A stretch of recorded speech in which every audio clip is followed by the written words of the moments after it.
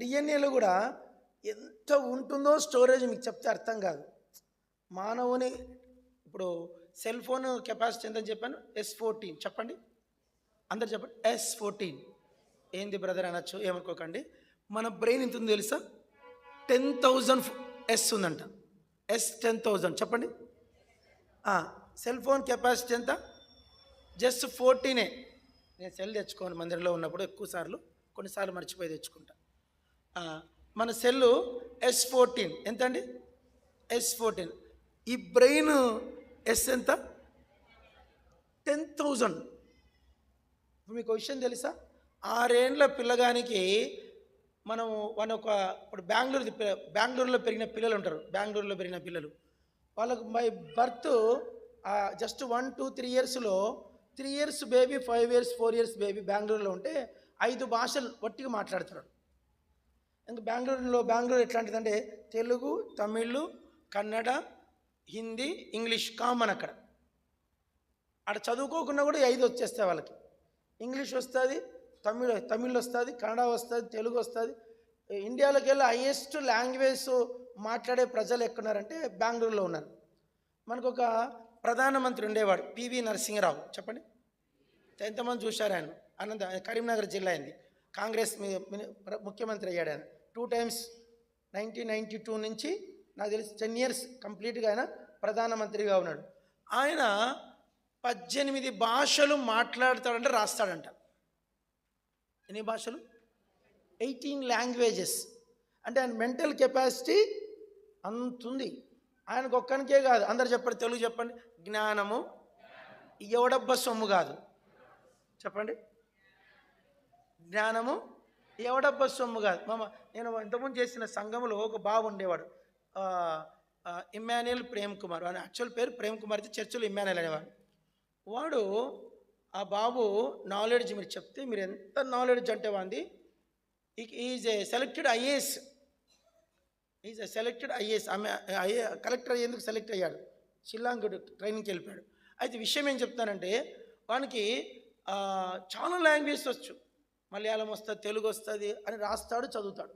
అంటే మనం వాడుకోవట్లేదు, కానీ ఈ బ్రెయిన్ని వాడుకోగలిగితే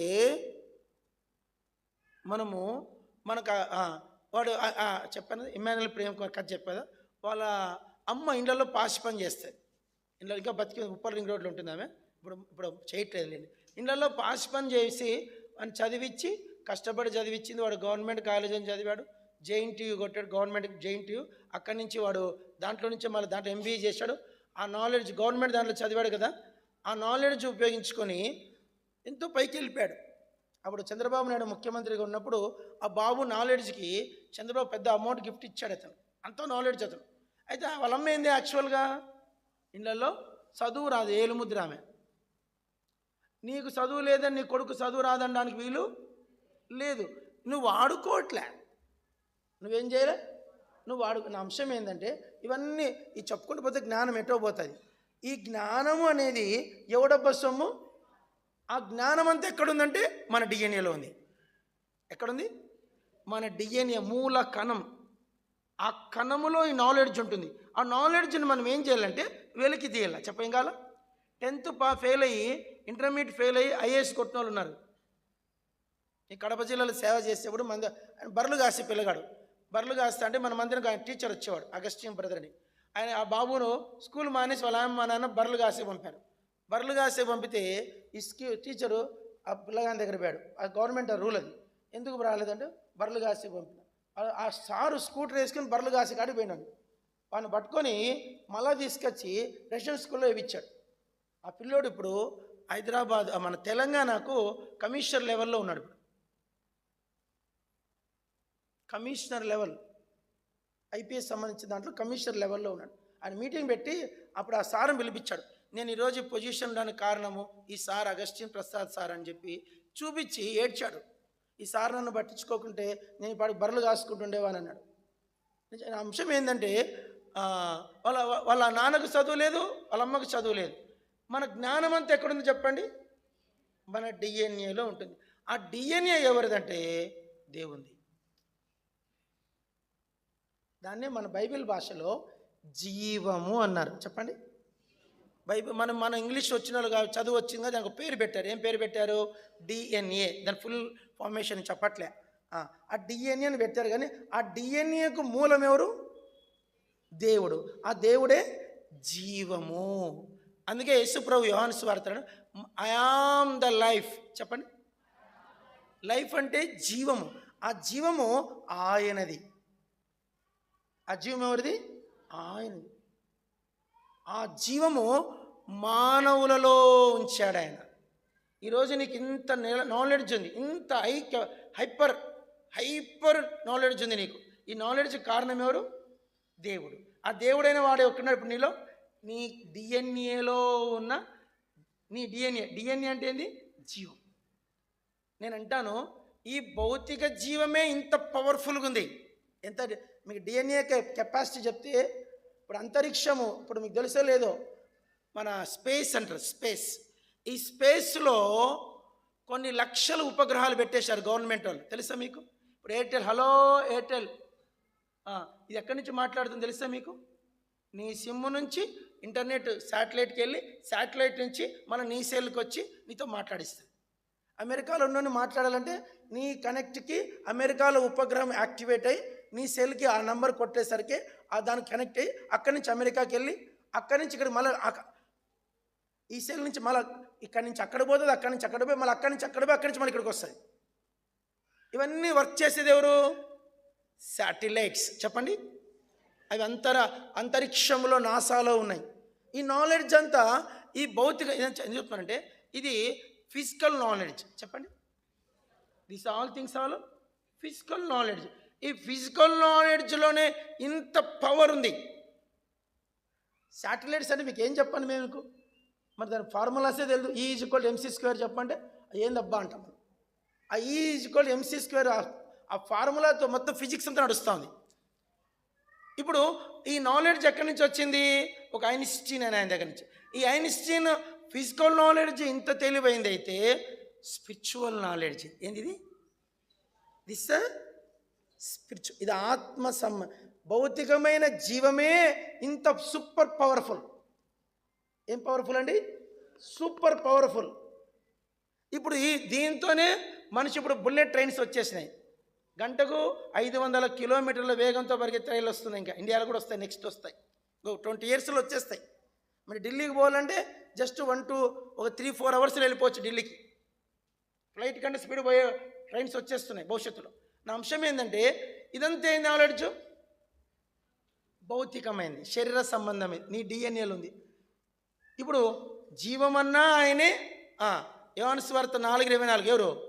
దేవుడు ఆత్మ గనుక. చెప్పండి. దేవుడు ఆత్మన్నా దేవుడే, జీవమన్నా దేవుడు. అందరు చెప్పండి. ఆత్మ అంటే ఎవరు? దేవుడు. జీవం అంటే ఎవరు? దేవుడు. నేను జీవము గల దేవుడు అన్నాడు. జీవమన్నా దేవుడే. లోకములో బ్రతకడానికి దేవుడు మనకు జీవం ఇచ్చాడు. లోకములో బ్రతకడానికి ఏమి ఇచ్చాడు? పరలోకములో ప్రవేశించడానికి ఆత్మ ఇచ్చాడు. చెప్పండి. పరలోకములో మనం ప్రవేశించడానికి ఏమి ఇచ్చాడు? ఆత్మ ఇచ్చాడు. ఈ ఆత్మను, ఈ జీవాన్ని యునైట్ చేసి మనలో పెట్టాడు. ఈ రెండు మనలో ఉండడం ద్వారా మనకి ఇంకొకటి కొత్తది వచ్చింది, అదే ప్రాణం.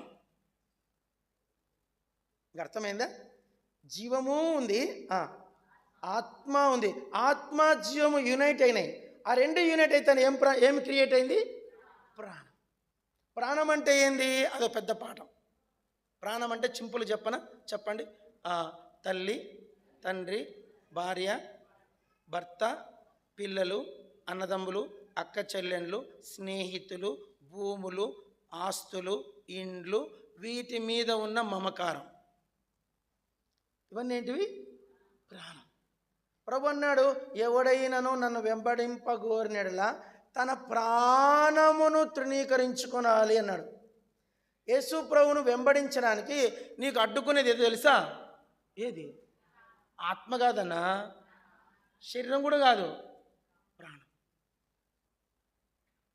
నీకు అర్థమైందా? ఇప్పుడు ప్రాణం అంటే ఇవన్నీ వస్తాయి. భార్య, పిల్లలు, భర్త, ఇల్లు, వాకిలి, అన్నదమ్ములు, అక్క చెల్లెళ్ళు, భూములు, ఇండ్లు, జాగాలు, ఆస్తులు, అంతస్తులు, చదువులు ఇవన్నీ కూడా ప్రాణానికి సంబంధించి. నీ జ్ఞానం అంటే జ్ఞానం సపరేట్ మళ్ళీ శరీరానికి అది. కానీ ఈ 9 వచ్చి ప్రాణం. ఈ ప్రాణం ఎక్కడి నుంచి వచ్చిందంటే ఆత్మ వచ్చి జీవములో ప్రవేశించుట ద్వారా ప్రాణం వచ్చి. ఒకరోజు ఆత్మ వెళ్ళిపోతానే జీవము పనిచేయదు, ప్రాణము పనిచేయదు, చచ్చి ఊరుకుంటాం. అర్థమైందా? ఏమవుతాము? చచ్చి నువ్వందరూ వచ్చి మీ ఇంటిలో పాద వచ్చి బోన ఏడ్చి నీ మీద పడినా నువ్వు లేయవు. పోయింది ఏంది? ఆత్మే. ప్రాణం పోలే, ఆత్మ పోయింది. ఆత్మ పోతానే ప్రాణం చచ్చి ఊరుకుంటుంది. ఆత్మ ఉన్నంతసేపే ప్రాణము, శరీరం. ఇప్పుడు ఇప్పుడు మన దేహములో దేవుని జీవము ఉంది, దేవుని ఆత్మ ఉంది. ఈ రెండు యూనిట్ అయితే ఏం ఏర్పడింది? ప్రాణం ఏర్పడింది. ఈ శరీరం ఒక దినం మన దీని నుంచి డివైడ్ అయిపోతానే ప్రాణము డైల్యూట్ అయిపోతుంది. ప్రాణానికి పరలోకంలో స్థలం లేదు. చెప్పండి, పరలోకంలో ఏం లేదు? ప్రాణానికి పరలోకంలో ప్రాణ సంబంధమైన దేనికి సమలం లేదు. అది ఆత్మలోకం. అక్కడికి వెళ్ళినాక తెలుస్తుంది ఆత్మకి ఇంత రిలేషన్షిప్ ఉంటుందని. కాబట్టి ఇప్పుడు భక్తుడు ఏమంటాడంటే మనలను మనమే విమర్శించుకొనిన ఎడల తీర్పు పొందకపోదుము. ఇక్కడ ఒక తీర్పు అనేది ఒక మాట వాడుతాడు. ఎక్కడ? బల్ల దగ్గర. మనకున్న చెడ్డ బుద్ధి ఏంటంటే ఎప్పుడు చూసినా ఎదుటోళ్ళని తీర్పు తీరుస్తాం. ఏం చేస్తాం చెప్పండి? వాడు ఇట్లా, వీడిట్లా వాడు. ఇప్పుడు మనకున్న చెడ్డ బుద్ధి ఏంటంటే వాడు ఈ దుర్మార్గుడు, వాడు ఈ పాపం చేశాడు, ఈ పాపం చేశాడు. ఏమనుకోకండి, మీరు ఇక్కడ మందిరంలో తిప్పి కొడితే ఒక 500 లేరు. మీ 500 మొత్తం కథలన్నీ 500 మందికి తెలుసా లేదండి? ఒక సంవత్సరం చర్చికి వచ్చారంటే ఎవరు చెప్పుకొని ఎవరో ఒక అక్క చెవులు వేసేస్తుంది. నీకు తెలుసా అంట. ఏందంటే ఇట్లా చెప్పేసి మొత్తం నీ బయోగ్రఫీ అంతా అక్క ఏం చేస్తుంది? పక్కన వాన బయోగ్రఫీ అంతా నీకు చెప్తాడు. అయితే ఇదే మనం చేసే పెద్ద పొరపాటు. మనం ఏంటంటే ప్రభు ఒక దినమున ఎవరిని గురించి ఈ 500 మందిలో ఏ ఒక్కరి గురించి మిమ్మల్ని లెక్క అడగడు. ఎవరి గురించి లెక్క అడుగుతాడంటే కేవలం నీ గురించి, నీ భర్త గురించి అడగడు. నీ భర్తకు రక్షణ లేదనుకో, సంబంధమే లేదు నీకు ఆయనకు. శరీరానికి భర్త ఆయన. చెప్పండి, నీ ఆత్మకు భర్త కాదు. ఆత్మకు క్రీస్తే పెనిమిటి, ఆయనే నీ పరలోకపు పెనిమిటి. అసలు చెప్పండి, భర్త ఆయనే. ఈయన నీ శరీరానికి నీకు తోడిస్తాడంతే. ఎందుకంటే భర్త అంటే దాని న్యాయం వీళ్ళు చేయట్లే. చెప్పండి, భర్తకు న్యాయం చేస్తున్నారా? ఆ ధర్మానికి న్యాయం చేస్తున్నావా? ఎంతవరకు చేస్తాను? భర్తని భార్యని హింసించేకే సరిపోయా. మనం చూటిపోటు మాట్లాడేకే సరిపోయా. అన్నీ చూసి సెలెక్ట్ చేసుకొని నచ్చితేనే చేసుకుంటావు. ఒక గుడ్డిదాన్ని చేసుకో చూద్దాం, ఒక చెవిటి అమ్మాయిని చేసుకో చూద్దాం, కొంచెం పట్టుకున్న అమ్మాయిని చేసుకో చూద్దాం. నీకు రిజర్వేషన్ కావాలా? నీకు అన్ని రిజర్వేషన్ లేదు, మళ్ళీ కులం అడ్డం వస్తుంది. నువ్వు ఇంకా మాట్లాడితే నేను ఎటో పోతా. నా కోపం వస్తే సబ్జెక్ట్ డైవర్ట్ అవుతుంది. నువ్వు నిజంగా భర్తగా ఏమంటే దేవుడు అన్నీ క్షమిస్తున్నాడు. చెప్పండి, క్షమిస్తున్నాడు కాబట్టి నువ్వు బతుకున్నావు అంతే. ఆయన లెక్కలు వేసిందంటే నీకు ఒక్కరోజు భూమి మీద బతికేకి నీకు టైం లేదు. సరే, ఇప్పుడు మన అంశంలోకి వద్దాం. మనకున్న చెడ్డ బుద్ధి ఏంటంటే ఎదుటి వారిని ఏం చేస్తుంటాము? తీర్పు తీరుస్తాం, విమర్శిస్తూ ఉంటాం. ఇది మీరు బల్ల దగ్గరకు వచ్చేవాళ్ళు మానుకోవాలి. మీరు తీర్పు తీర్చే లెక్క వ్యాపారం ఉంటే మీరు బల్ల తీసుకోకండి. తీసుకోవడం ద్వారా మిమ్మల్ని మీరు తీర్పులోకి వెళ్ళిపోతారు. బైబిల్లో మత్తయి సువార్త 7వ అధ్యాయము, యాకోబు పత్రిక 4వ అధ్యాయము మీరు ఇంటికి వెళ్ళినాక చదువుకోండి. 2 అధ్యాయాలు కూడా మనుషులు చేసే పెద్ద నేరం గురించి రాయబడింది. ఏమి నేరము?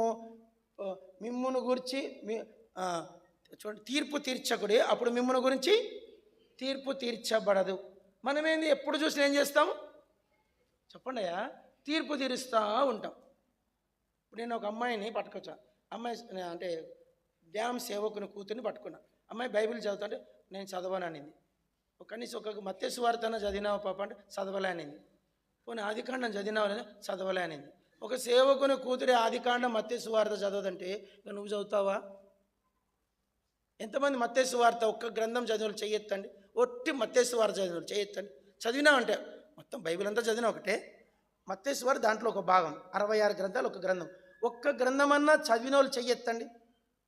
ఒట్టి మత్తయి సువార్త పూర్తి చేసినాను. వీళ్ళకు మాత్రమే పరలోకం అంటే మీ కథ ఏంది? అవుట్. మీ కథ.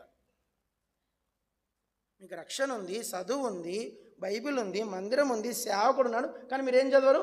కనీసం కేవలం మత్తయి సువార్త కూడా పూర్తి చేయరు. ఆ గేటు దగ్గర మిమ్మల్ని మత్తయి సువార్త పూర్తి చేసిన వాళ్ళకి పరలోకం అంటే ఎంతమంది పోతారు చెప్పండి? మీకు చదువు రాదంటే వేరే విషయం, బైబిల్ లేదంటే వేరే విషయం. బైబిల్ ఉంది, చదువచ్చు, మీరు మత్తయి సువార్త పూర్తి చేయరు. మళ్ళీ రక్షణ కూడా ఉంది, అయినా మత్తయి సువార్త మీరు పూర్తి చేయరు కాబట్టి మీకు పరలోకం ఎట్లా ఇస్తారు చెప్పండి?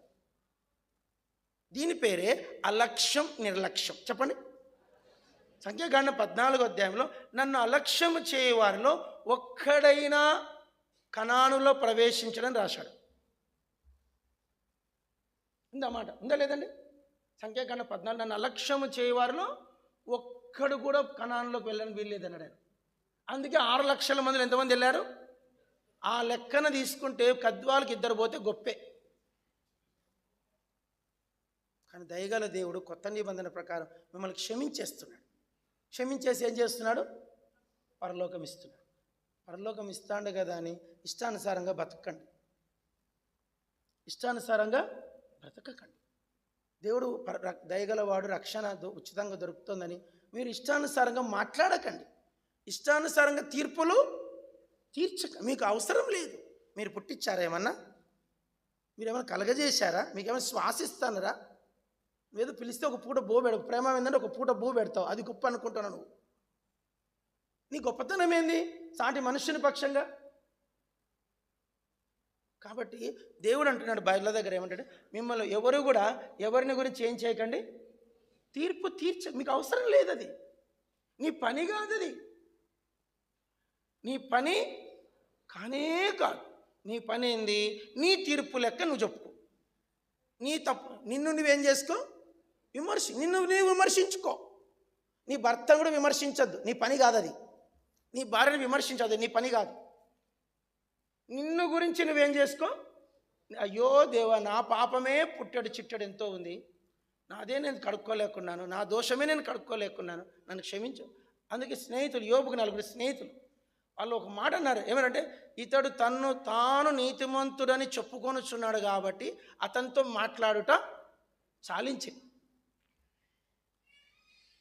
కాబట్టి ఈరోజు మనము ఆయన తీర్పుల గురించి మనం స్టార్ట్ చేద్దాం. కాబట్టి అంత గొప్పది. మన జీవము ఆయనదే, శ్వాస ఆయనదే, ఆత్మ ఆయనదే, దేహము కూడా ఆయనదే. అవి ఇచ్చినాడు కాబట్టి ప్రాణం వచ్చింది, ప్రాణము కూడా అయింది. ఆ 2 ఇచ్చాడు కాబట్టి 3ది యాడ్ అయింది. ఆ 3ది ఆ 2 పోతే 3ది ఉండదు. కాబట్టి నువ్వు ఏం మాట్లాడకూడదు. నువ్వు ఎంతసేపు నీ లెక్క చూసుకో, నీ పరిశుద్ధత గురించి మాట్లాడుకో. ఆత్మవశుడుగా జీవించు. చెప్పు, ఆత్మవశునిగా జీవించడం నేర్చుకో. దాని గురించి ధ్యాస కలిగి ఉండు. నేను ఆత్మవశుని ఎలా ఉండాలి ప్రభా? ఆత్మలో ఎలా దీనులుగా, అది ఇప్పుడు చూద్దాం. ఆత్మలో దీనత్వం చెప్పండి. ఆత్మలో కపటము లేనివాడు ధన్యుడు చెప్పండి. ఆత్మ విషయమే దీనులైన వారు ధన్యులు చెప్పండి.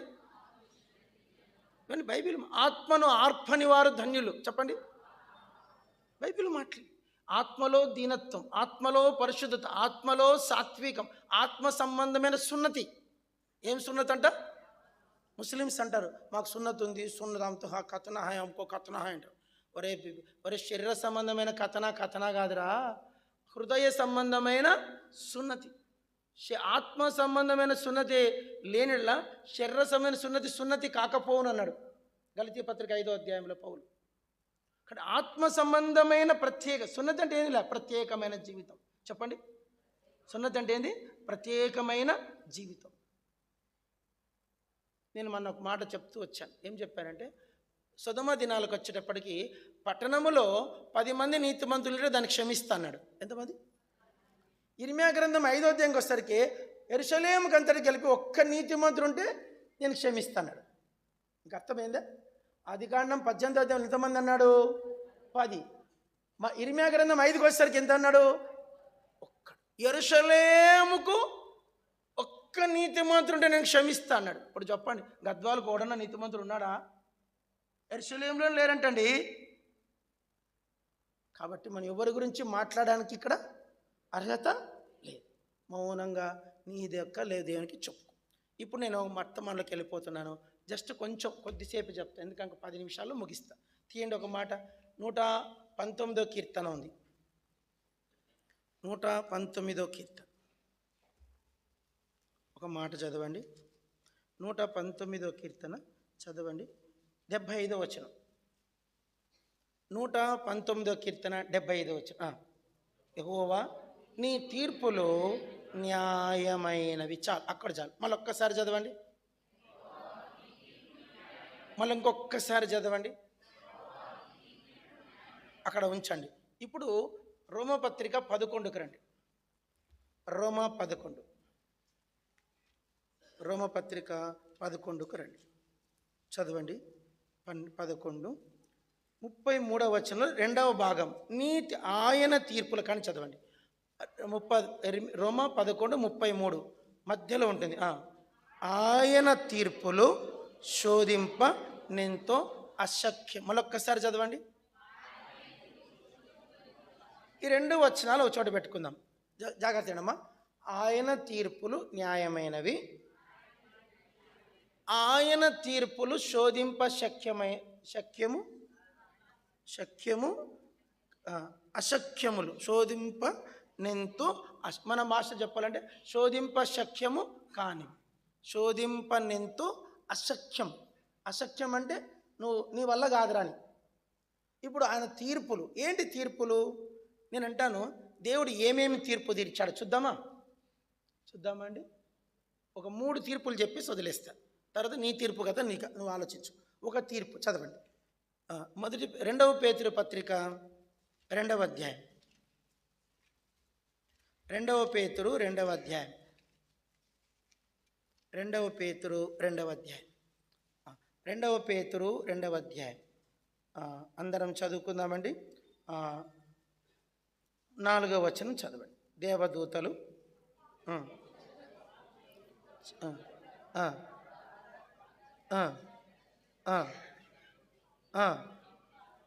అక్కడ ఏలు ఉంచుకొని మీరు యూదా పత్రికకు రండి. యూదా పత్రిక పక్క పేజీలో ఉంటాయి. యోహాను పత్రిక తర్వాత ఉంటుంది, పక్కన ప్రకటన గ్రంథానికి ముందు ఉంటుంది. చదవండి. యూదా పత్రిక 1వ అధ్యాయం ఉంటుంది. చదవండి. 6వ వచనం. 6 మరియు ప్రధానత్వము నిలుపుకొనక విడిచిన దేవదూతలను మహాదినమున జరుగు తీర్పు వరకు కటిక చీకటిలో నిత్యపాశములతో ఆయన బంధించి భద్రము చేశాను. ఇది ఒక చిన్న కథలాగా చెప్తా మీకు అర్థం, ఎందుకంటే అంత డీటెయిల్ చెప్తే కుదరదు. జస్ట్ స్టోరీ లాగా చెప్తా, వింటారమ్మా? మంచి సబ్జెక్ట్ ఇది. ఇప్పుడు నేను మన బైబిల్ స్టడీలో చెప్తున్నాను, మీరు రాలేదు కాబట్టి మీకు అర్థం కాకపోవచ్చు, అంత చెప్పలేను. ఇప్పుడు 3 భాగాలు అన్నమాట. అంత చెప్పండి. కాలమును 3 భాగాలు చేయాలి. కాలమును ఏం చేయాలంటే, మొదటి భాగం ఏంటంటే ఆదికాండం 1వ అధ్యాయము 1వ వచనానికి ముందు చెప్పండి. ఎవరు అందరు చూడకుండా చెప్పండి. ఆదికాండం 1వ అధ్యాయం 1వ వచనం. Very good. ఆ భూమి ఆకాశములు ఎవరు సృజించారు? దేవుడు. ఎప్పుడు సృజించాడు అంటే ఆయన ఎప్పుడున్నాడు? ఆదికి ముందు. Very good. అప్పుడు ఒక సంఘటన జరిగింది. అప్పుడు ఇంకా మనిషి పుట్టలే. చెప్పండి. ఒక మాట చెప్పాలంటే భూమి పుట్టలే. అప్పుడు పరలోకములో దేవదూతలు ఉన్నారు. అది పెద్ద హిస్టరీ, అది ఒక రోజులో చెప్పకూడదు, కానీ జస్ట్ చెప్తున్నా. దేవదూతలు ఎంతమంది అంటే జాగ్రత్త రండి. ఇప్పుడు ఆకాశంలో నక్షత్రాలు ఉన్నాయి కదా, ఆ నక్షత్రాల సెల్ ఫోన్ స్విచ్ ఆఫ్ చేసుకోండి అమ్మ. ఎవరో టింగ్ టింగ్ అంటుంది. ఆకాశములో నక్షత్రాలను ఎంచాలంటే వాటికంటే గొప్ప సంఖ్య అంట వాళ్ళని. ఇంకా ఎట్లా చెప్పాలంటే ఆకాశ నక్షత్రాలని ఎంచాలంటేనంట, ఇప్పుడు ఈ క్షణం నుంచి మొదలు పెడితే సెకండ్కి ఒక నక్షత్రం ఎంచితేనంట వాటిని మొత్తం ఎంచడానికి 5,000 సంవత్సరాలు పడుతుందంట. ఎన్ని సంవత్సరాలు? సియోను గీతాలో పడుతుంది. నక్షత్రముల సంఖ్యను ఆయన నియమించి ఉన్నాడు. వాటి సంఖ్య దేవునికి ఒక్కనికి మనుషులు ఎవరు చెప్పలేరు. అంటే నేను అంటాను, ఒకటి పక్కన 5,000 సున్నాలు పెడితే సరిపోతుందా? ఎన్ని సున్నాలు? ఒకటి పక్కన మనకు దొరకదు. అంతమంది దేవదూతలు పరలోకంలో ఉన్నారంట. నేను అంటాను, చిన్న మాట చెప్తున్నా. ఒక మనిషికి ఇప్పుడు భూమి మీద మనుషులు ఉన్నారు కదన్నా, ఈ మనుషులు 800 కోట్లు ఉన్నారు ఇప్పుడు ప్రపంచంలో. 800 కోట్ల మందికి మనిషికి 6,000 మంది దేవదూతలు కావలిస్తే కూడా పని మనుషులుగా ఇంకా మిగిలే ఉంటారంట. మనిషికి ఎంతమంది సర్వెంట్స్ అండి? 6,000 మంది దేవదూతలు సర్వెంట్స్ ఇంకా మిగిలే ఉన్నాడు. అంతమంది దేవదూతలు పరలోకంలో. అన్ని దేవదూతలు ఏం చేస్తారు? వారి పని ఏంటంటే ఆరాధన చేయడం. వారి పని ఏంటి? వాళ్ళకి ఒకటే డ్యూటీ, ఇంకేం పని? ఆరాధన చేసేప్పుడు ఎట్లంటే 2 రెక్కలు కాళ్ళు కప్పుకోవాలా, 2 రెక్కలతో ఎగరాలా, 2 రెక్కలతో ముఖం కప్పుకోవాలా, 2 రెక్కలతో కాళ్ళు, 2 రెక్కలతో ఎగరాలా, 2 రెక్కలతో కప్పుకొని ఎప్పుడు ఆకాశంలో ఆరాధన చేస్తూ ఉండాలంట. గాన ప్రతిగానములు చెప్పండి. గాన ప్రతిగానం అంటే చెప్పండి చూద్దాం. నేను సా అంట, మీరు సా అని చెప్పండి. సా సరిగా చెప్పలేదు. మీరు కొండ మీదకి వెళ్ళి కొండ మీద హోయ్ అంటే ఏమంటాయి? హోయ్ అంటే దాన్నే గాన ప్రతిగానం. నీ స్వరం మళ్ళా నీకు మళ్ళీ ప్రతిధ్వనించాలి. ఆ దేవదూతల ఆరాధన అంట, అదేందో మనకు తెలీదు. గాన ప్రతిగానం అదేందో అక్కడికి వెళ్ళి నాకు అర్థమవుతుంది. వాళ్ళు ఆరాధన చేస్తుంటే ఆ ఆరాధన ఎట్లుందంటే మీకు అర్థం, ఆరాధనకు పరలోకం కదిలిపోతుందంట. అంత దివ్యమైన ఆరాధన జరుగుతూ ఉంటే ఒక దేవదూత మనసులో అనుకుందంట, దేవుణ్ణి ఎందుకు ఆరాధించాలా? ఆ పోస్ట్ నేనే తీసుకుంటాను, నన్ను ఆరాధిస్తే ఎట్లుంటుంది అనుకుందంట. దేవుణ్ణి ఎందుకు ఆరాధించాలా? ఆరాధన ఏదో నన్నే ఆరాధిస్తే చాలా బాగుంటుంది కదా, నేను ఆ పోస్ట్కి వెళ్ళిపోతా అనుకొని దేవుని సింహాసనం తోసేస్తా, నేను వెళ్ళి ఆ సింహాసనం మీద కూర్చుంటా అనుకొని, దాన్ని ఇంగ్లీష్లో వైరస్ అంటారు. ఏమంటారు? ఒక మాట చెప్పాలంటే ఫారిన్ బాడీ అంటారు. ఏం బాడీ? Foreign body. చెప్పండి. ఫారిన్ బాడీ అంటే ఇప్పుడు క్యాన్సర్ కణం ఉంటుంది. క్యాన్సర్ ఎట్లా తెలుసా మీకు? చిలుము. చాలామంది అక్కోలు గిన్నెలు, ఇనుప గిన్నెలు కొనుక్కుంటారు. ఆ ఇనుములో ఉన్న చిలుముతో క్యాన్సర్ వస్తాయి. చేతికి ఇనుము సామాన్లు ముట్టుకొని దాన్ని చేతులు కడుక్కోకుండా తిన్నారనుకో, ఆ ఇనుము కణము లోపలికి వెళ్తే అది తర్వాత వైరస్గా మారి క్యాన్సర్ వస్తుంది. అది క్యాన్సర్ అనేది ఫారిన్ బాడీ. చెప్పండి. తల్లి కడుపులోంచి మనకి రాలేదు, బయట నుంచి వచ్చింది. ఇది కంట్లో నలుసు పడుతుంది. ఆ నలుసు ఏంటి? ఫారిన్. కాళ్ళలో ముళ్ళు గుచ్చుకుంటుంది, ముళ్ళు గుచ్చుకొని గాజు గుచ్చుకుంటుంది. అది అట్లా వదిలేస్తే కాలు సెప్టిక్ అవుతుంది. సెప్టిక్ కాలు కొట్టేస్తారు. ఆ కాళ్ళకు వచ్చిన ఆ గాజు ముక్కేంటి? Foreign body. అట్లా అందరూ చెప్పండి, పాపము అనేది కూడా పలకండయా, అది మంది కాదు, అది ఫారిన్ బాడీ. ఈ దేవదూతకి ఏమొచ్చింది? Foreign body. అంటే దానికి చెందనిది వచ్చింది. అది ఎప్పుడైతే వచ్చిందో అదేం డెవలప్ చేసుకుని దేవదూతలందరినీ, మరి ఎంత టైం పట్టిందో మనకు తెలీదు, 4 భాగాలు అనుకోండి దేవదూతలు, ఒక భాగాన్ని ఆక్యుపై చేసేసుకుందంట. 3 భాగాలు ఒప్పుకోలేదు. దేవుని సింహాసనం పడద్రోస్తావా, దేవుని సింహాసనం కూర్చుంటా, నీ మాట వినం, అవసరం లేదు అంటేనే ఈ మిగతా 3 భాగాలు ఇటు వెళ్ళిపోయినాయి, ఒక భాగం అటు వెళ్ళిపోయినాయి. అటు వెళ్ళిపోయిన ఆ భాగము దేవుని మీద అంత పలకండి. అంతటా పరలోకమందు యుద్ధము జరిగిన. పరలోకంలో ఏం జరిగిందంట? రెవల్యూషన్ 12లో ఉంటుందన్నమాట. పరలోకంలో యుద్ధం జరిగి దేవునితో యుద్ధం పోయినాయంట. ఆయన కలగజేసింది ఆయనకు తెలియదు, ఆయన ఎట్లా పాడు చేయలేను. నిన్ను పుట్టించింది ఎవరు? నిన్ను ఎట్లా నాశనం చేయాలో కూడా దేవునికి తెలుసు, గుర్తుపెట్టుకో. నిన్ను పుట్టించింది ఎవరు? నిన్ను ఎట్లా నాశనం చేయాలో కూడా పుట్టించడం తెలీదా? కాబట్టి ఆయన ఏం చేశాడు? ఏం చేయలే. అందరూ చెప్పండి, నోటి ఊపిరితో వారిని బంధించి, వారిలో 3 రకాలు. ముందు లైన్లో ఉండి దేవుని యుద్ధానికి పోయినాయంట. ముందు లైన్లో ఈయన మాట వింటారు, ఏమవుతుంది అనుకున్నాయంట. అయితే వాళ్ళ లైన్లో చేరినాయి. చెప్పండి. ముందు లైన్లో పోయినవి ఒక లైన్ అయితే, కొన్ని ఏమో ఒప్పుకోలే, అవి పక్కన ఉన్నాయి. ఒప్పుకున్న దాంట్లో కొన్ని ఏమో వెనక ఉన్నాయి. ఇంకొన్ని ఏమో తప్పుతుందా. కొన్నిసార్లు మనం ఏం చేస్తామంటే మొహమాటానికి పోతాం. ఏం పోతాం? ఏమని అనుకుంటాడేమో, అన్నంట పోకుంటే ఏమనుకుంటాడేమో, పోని జయ్యన్న అందాం వెనక అనుకున్నట్టుగా, యుద్ధానికి పోకున్నట్టుగా వెనక ఉన్నాయంట. ఇప్పుడు ఆ దేవదూతలు 3 రకాలైనాయి. ఏంటని?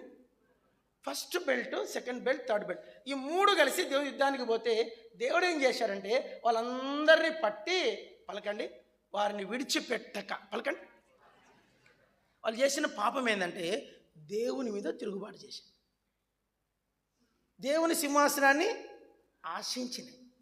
వాడు ఏం మభ్య పెట్టాడో మనకు తెలియదు. ఇప్పుడు ఏమన్నా నేను నీకు మంత్రి పదవి ఇస్తా, నీకు సైన్యాధిపతి పదవి ఇస్తా, నీకు ఆ పదవి ఇస్తా అన్నీ చెప్పాము. అందుకని అవి ఏం చేశాయంటే వానికి జై కొట్టిన వెనక్కున్నాయి, లైన్లో పోయినవి కొన్ని ఉన్నాయి, ముందు లైన్లో ఉన్నవి కొన్ని ఉన్నాయి, దానికన్నా ఫ్రంట్ ఉన్నది ఇంకోటి ఉంది. ఇవన్నీ కలిసి దేవుని మీద యుద్ధం చేస్తే దేవుడు వాళ్ళందరినీ పట్టి తెచ్చి వాటి రూపం తీసేశాడంట. ఏం తీశాడంట? అవి దేవదూతలని, అందరు చెప్పండి, ఇంగ్లీష్ చెప్పండి. Angel became demon. దేవదూత దయ్యం అయిపోయింది, రూపం తీసేశాడు. గబ్బిలం రూపం ఇచ్చాడు, తోక ఇచ్చాడు, కొమ్ములు ఇచ్చాడు, కూరలు ఇచ్చాడు, ముక్కు కొస్సిగా చేశాడు, ఒళ్ళంతా పొలుసులు పెట్టాడు, నల్లటి ఆకారం ఇచ్చాడు. సింపుల్ ఒక మాట చెప్పి దాని పేరు దయ్యమయ్యాడు. చింతనిప్పు లాంటి కళ్ళు ఇచ్చాడు, రూపం మార్చేసి దయ్యము అని రూపం ఇచ్చేసి వాటిలో భయంకరమైన ముందు లైన్లో ఉన్నాయి వాళ్ళందరినీ పట్టి తెచ్చి, ఫస్ట్ లైన్ వాళ్ళందరినీ పట్టి తెచ్చి వాటిని పాతాళములో కాళ్ళు చేతులు కట్టేశాడంట. ఎట్లా అంటే తెలుసా మీకు చెప్పండి, నిత్య పాశములతో, పలకండి, నిత్య పాశములతో బంధించి అందరూ చెప్పండి, కటిక చీకటి గల బిలం వారిని త్రోసి బంధించి భద్రము చేసి తీర్పు దినం వరకు కావలి ఉంచాం. ఇంకా తీర్పు జరగలే వాటికి. ఇంతసేపు చెప్పా కదా, రూపం పోయింది, బంధకాలు వచ్చినాయి, లోపలికి వేశాడు, చీకట్లో పెట్టాడు, బిలంలో పెట్టాడు, మళ్ళీ బయట బంధించాడు. ఎప్పటి నుంచి? భూమి పుట్టక ముందు నుంచి జైల్లో ఉన్నాయి అవి. అదొచ్చి దాని ప్లేస్ మనకు కరెక్ట్ చెప్పలేను నేను. కటిక చీకటి బిలములు అన్నాడు, ఎక్కడని మాత్రం నేను చెప్పలేను. అది బహుశా భూమి క్రిందన చెప్పడానికి వీల్లేదు, ఎక్కడో మరి అదొక లోకం. ఆ లోకంలో వారిని బంధించి చీకట్లో పెట్టేశాడు. వాడికి ఒక పేరు పెట్టాలంటే, ఇప్పుడు మీకు గుజరాత్లో తిహార్ జైలు ఉంది. గుజరాత్, పంజాబా? తిహార్ జైలు ఎక్కడ ఉండేది? ఢిల్లీనా? సంథింగ్ నార్త్లో ఉంటుంది. తిహార్ జైల్లో ఖైదీలు ఉంటారు. ఎలాంటి ఖైదీలు అంటే ఇండియాలోకి వెళ్ళే ప్రమాదకరమైన ఖైదీలు. కసబ్ తెలుసా మీకు? కసబ్ చెప్పండి. అబూ సలేం, ఇలాంటి వాళ్ళు భయంకరమైన, వాళ్ళ పేరు ఉగ్రవాదులు. ఇలాంటి ఉగ్రవాదుల్ని దాంట్లో పెడతారు. ఇప్పుడు నిర్భయాన్ని చంపిన వాళ్ళు 5 మందిని ఆ జైల్లో పెట్టారు. వీళ్ళు ఎవరంటే అతి ప్రమాదకరమైన మనుషులు. మన గద్వాలలో కూడా జైలు ఉంది, హైదరాబాదులో జైలు ఉంది. ఇవి అంత డేంజర్ కాదు. చచ్చలగూడలో జైలు ఉంది. ఇండియాకి పెద్ద జైలు ఏంటి? తిహార్. ఇంకో జైలు ఉంది, అండమాన్. అలా దేవుడు ఈ దేవదూతల్ని కటిక చీకటి బిలంలో వేసి మూసేశాడు. అదొక తీర్పు. రెండోది కొంచెం వెనక ఉన్నాయి కదా, వెనక లైన్లో పడ్డాయి. చెప్పండి కొంచెం ముందుకు పోవాలన్నా వద్దా అని వాళ్ళని ఏం చేశారంటే వాటి రూపం కూడా తీసేసి మధ్యాకాశములు పెట్టాడంట. ఎఫ్ఎస్సి 6:12 మధ్యాకాశములు. వాడికి ఒక పేరు పెట్టాడు, ప్రధానులు, అధికారులు, ఆకాశ మండలమందున్న దురాత్మల. సెకండ్ ప్లేస్లో. ఇంకొన్ని ఏమన్నాయి లైన్లో ఉన్నాయి, లాస్ట్లోనే జై అన్నాయి. ఏమన్నా? సైతానికి జై అన్నందుకు వాటిని ఏం చేశాడంటే అవి ప్రెసిడెంట్ భూమి మీద ఉన్నాయి. ప్రభు అన్నాడు, నీ పేరేం పేరు? వాటిలో మళ్ళీ 7 మంది పేర్లు చెప్తా, పలకండి. బయల్జబూబు, పుతోను, సేన, అపోల్యోను, అపొద్దోను, వీళ్ళందరూ కూడా భూమి మీద ఉన్నారు. ఇవేంటివంటే వీటికి అంత ఏం పవర్స్ ఏం లేవు, కానీ మనుషుల్ని శోధిస్తూ ఉంటాయి. నిన్ను కూడా శోధించదవే.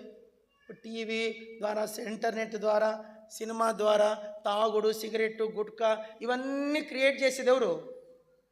భూమి మీద ఉన్న జై చెప్పిన దయ్యాలు.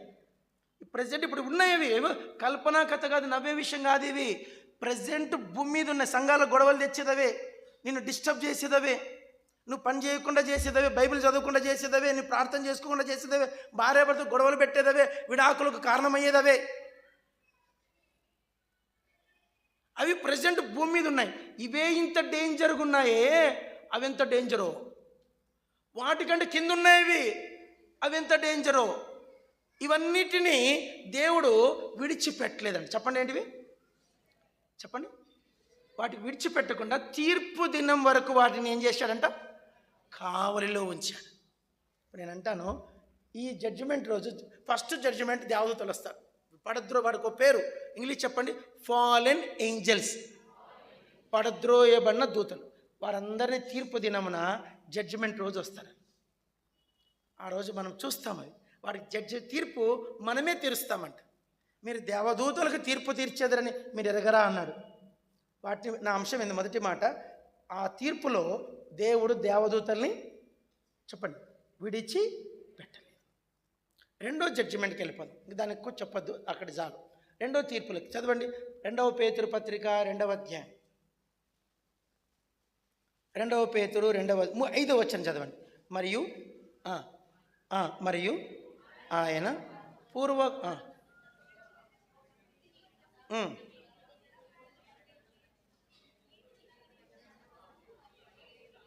అందరు పలకండి.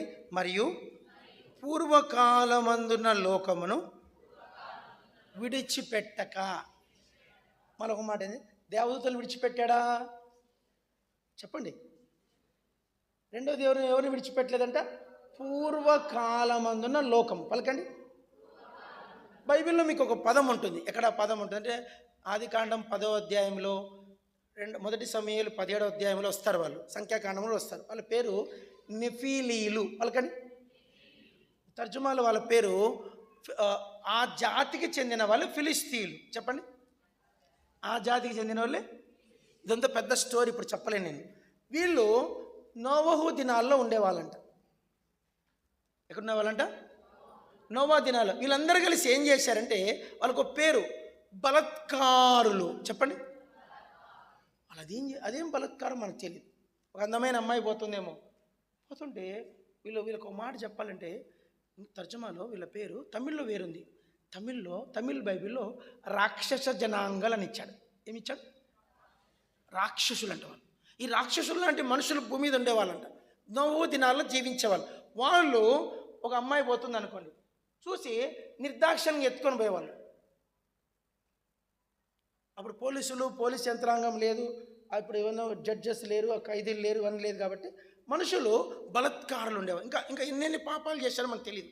ఎవరు మంచిగా అన్నం తింటాడు అనుకో, రే పెట్టరా నాకు, అయ్యా నాకు ఒక్కరికి బుక్క ఉందయ్యా, లాక్కొని తీసుకొని పోవడం. మన ఇంట్లో మేక పెంచుకోండి, తీసుకొని మేకేరా, అయ్యా నాకు ఒక్కతే మేక ఉంది, మేక. ఇట్లా అందరి మీద దబాయించు చేసే మనుషులు అప్పుడు ఉన్నారు. చెప్పండి. నీ భూమి కాదు, వాని భూమి నువ్వు ఆక్యుపై చేసుకున్నావు. నీ భూమి ఇక్కడ దాకా ఉంది, వాని భూమి ఇక్కడ దాకా ఉంది. నువ్వేం చేస్తున్నావు? కొంచెం జరిగి 2 అడుగులు దాటి వచ్చావు అంటే అర్థం ఏంటి? వాని భూమి నువ్వెవరు? బలత్కారుడు. నీది కానిది నువ్వు ఆశ. అందుకే 10 ఆజ్ఞలో ఒక ఆజ్ఞ ఏంటంటే పొరుగువానిదగు దేనిని ఆ బలత్కారులు ఆశించినందుకు దేవుడు ఏం చేశాడంటే వాళ్ళని విడిచిపెట్టలేదండి. వద్దు నోవా, నువ్వు ఒక్కడు బతికితే చాలు, నాకు మొత్తం నువ్వు, నీ భార్య, నీ కుటుంబం అందరిని తీసేస్తానే. ఏమి ఇచ్చాడంటే వాళ్ళకి? జల ప్రళయం. ఆ జల ప్రళయం ఇచ్చేసి ఆ తరము వారందరిని ఏం చేశాడట? ఒక్క మనుషుని ఉంచకుండా తీసేశాడు. రెండో తీర్పు అయిపోయింది. చెప్పండి అమ్మా. తీర్పు విడిచిపెట్టలేదు, వాళ్ళని కూడా తీర్పు. ఆయన తీర్పులు న్యాయమేను. మళ్ళీ చెప్పండి. కాబట్టి దేవదూతలకు చేసింది న్యాయమా అన్యాయమా? పలకండి. అదొక్క మాట పలకండి. న్యాయమా అన్యాయమా? నోవహు దినాల్లో ఉన్న ప్రజలకు తీర్పు తీర్చి జలప్రలయంతో నాశనం చేశాడు. న్యాయమా అన్యాయమా? న్యాయం. మూడోది చదవండి. 2వ పేతురు 2వ అధ్యాయం పక్కన చదవండి. 6వ వచనం. మరియు చదవండి. మరియు 6 సొదొమ గొమొర్రాలను పట్టణములను భస్మము చేసి దృష్టాంతంగా ఉంచుటకై వాటికి నాశనము విధించి దుర్మార్గుల కామ వికారయుక్తమైన నడవడి చేత బహు బాధపడిన నీతిమంతులకు లోతును. ఇది ఇలా ఉంచుకొని యూదా పత్రికకు రండి. యూదా పత్రిక చదవండి. యూదా పత్రిక 7వ వచనం తీయండి. బైబిల్ తీయండి. బైబిల్ చదవకపోతే కూడా పాపము. చదవండి. వాటి చుట్టుపట్ల ఉన్న పట్టణములను వీరి వలనే వ్యభిచారం చేయించు పరశరీరానుసారులైనందున నిత్యాగ్ని దండన అనుభవించుచు దృష్టాంతముగా ఉంచెను. అదే ఇది 2 పేతురు 2వ అధ్యాయం 6వ వచనం కంటిన్యూషనే యూదా పత్రిక 7వ వచనం. ఈ 2 వచనాలు ఒక చోట పెడదాం. చెప్పండి, అందరు చెప్పండి. ఈ 2 వచనాలు ఏం చేద్దాం? ఇక్కడ ఏం జరిగిందంటే అప్పుడు 2 ఊర్లు నేటివంట. వినండమ్మా, వింటారా? 2 ఊర్లు.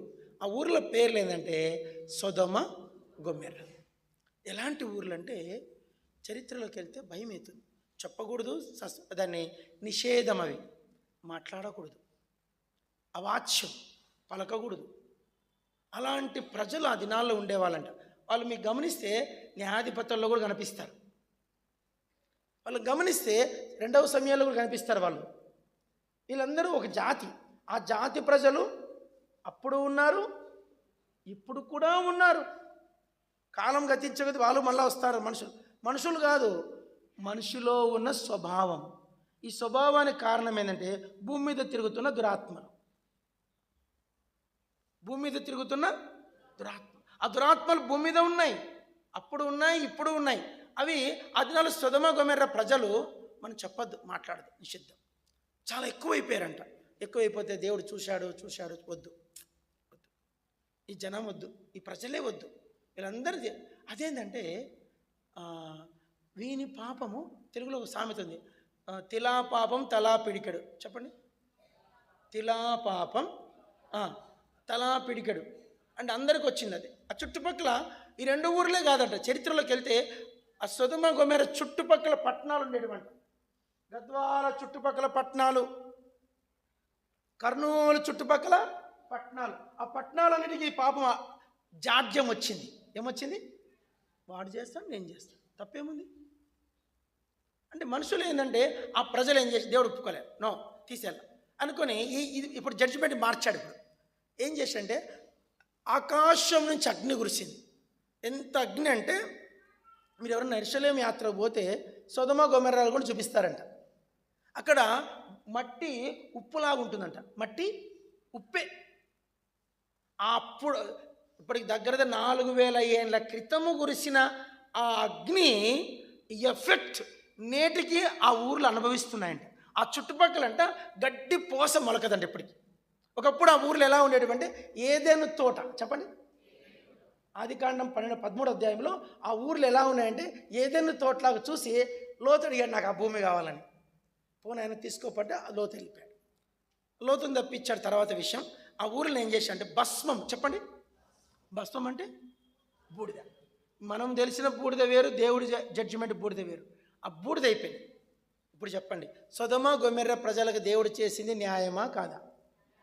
ఒక మాట చెప్పండి అయ్యా, న్యాయమే. చెప్పండి, ఇప్పుడు చెప్పండి. దేవదూతలకు చేసిన తీర్పులు, జలప్రలయం కాలంలో ఉన్న మనుషులకు చేసిన తీర్పులు, సొదొమ గొమొర్రా ప్రజలకు వారి చుట్టుపక్కల పట్టణములకు చేసిన తీర్పులు, ఈ దినాల్లో కూడా దేవుడు ఆయన త్రాసులో అంట.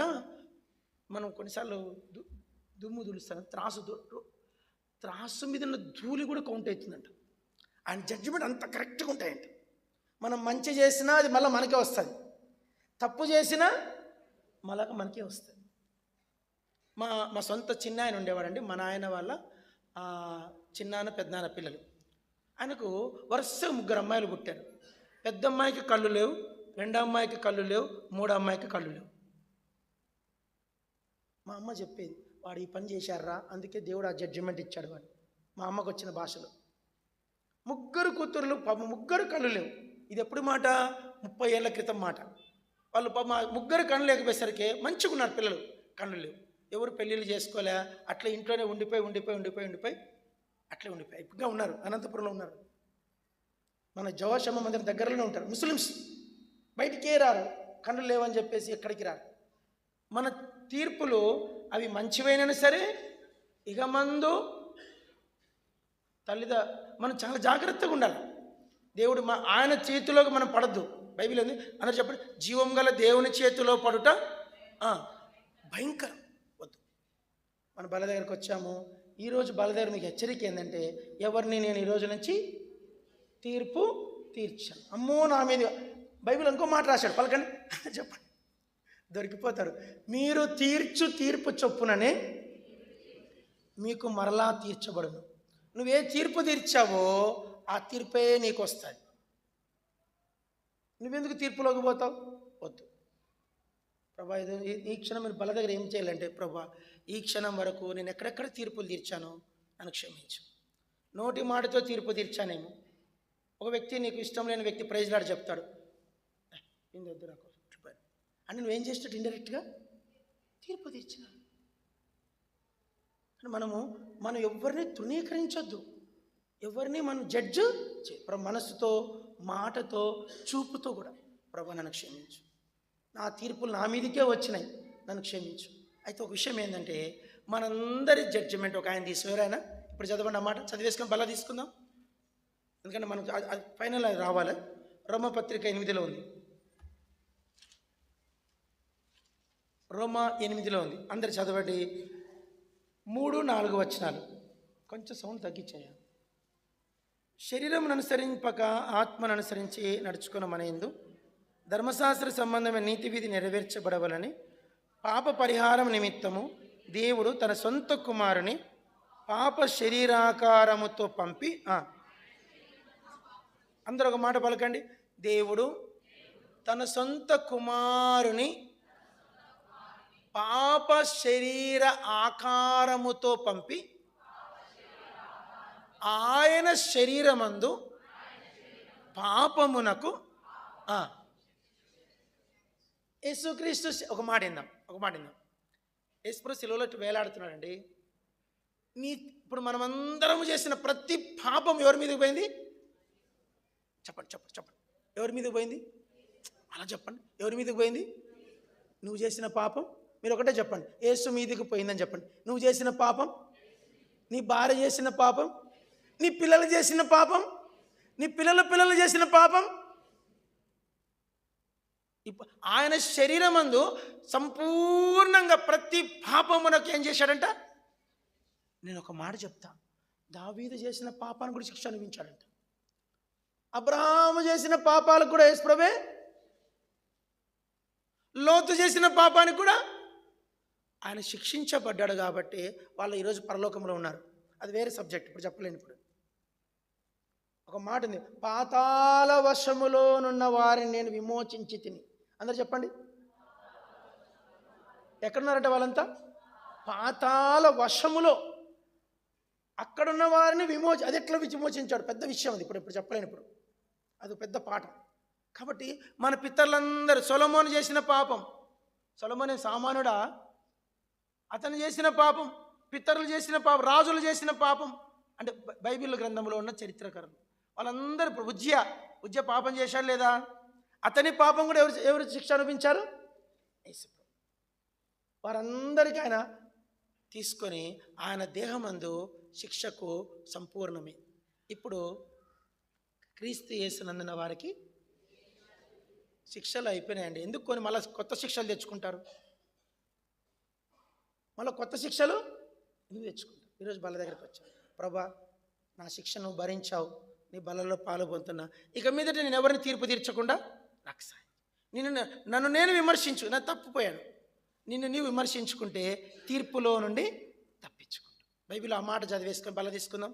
చదవండి, నా యందు విశ్వాసం ఉంచువాడు మరణములో నుండి వానికి తీర్పు తీర్చబడదు. చదవండి అన్నమాట. యోహాను సువార్త చదవండి, 5వ అధ్యాయం 24వ వచనం. అందరు చదవాలి, చదివేసుకొని బల్ల తీసుకుందాం. నా మాట విని నన్ను పంపిన వారి యందు విశ్వాసం ఉంచువాడు వాడు తీర్పులోనికి రాక మరణములో నుండి జీవములోనికి. నీకు ఇప్పుడు నీ మీద ఇంకేం రాదంట? తీర్పులోనికి రాక మరణములో నుండి జీవములోనికి. యేసుప్రభు జ్ఞాపకం చేసుకుందాం బల దగ్గర. ప్రభా నువ్వు దేవదూతల్ని విడిచిపెట్టలేదు, సొదొమ ప్రజల్ని విడిచిపెట్టలేదు, గొమెర్ర ప్రజల్ని విడిచిపెట్టలేదు, జలప్రలయముకు ముందున్న లోకాన్ని ఆ ప్రజల్ని విడిచిపెట్టి. ఇప్పుడు నన్నైతే నన్ను విడిచిపెట్టినావు, నా భార్యని విడిచిపెట్టినావు, నా పిల్లల్ని విడిచిపెట్టినావు. ఎంత మంచి దేవుడు అని ఇంకా మీదట నేను జాగ్రత్తగా ఉంటాను, నాకు కృప. నేను ఎవరిని తీర్పు తీర్చకుండా నాకు సహాయం చేయి. బలదేకి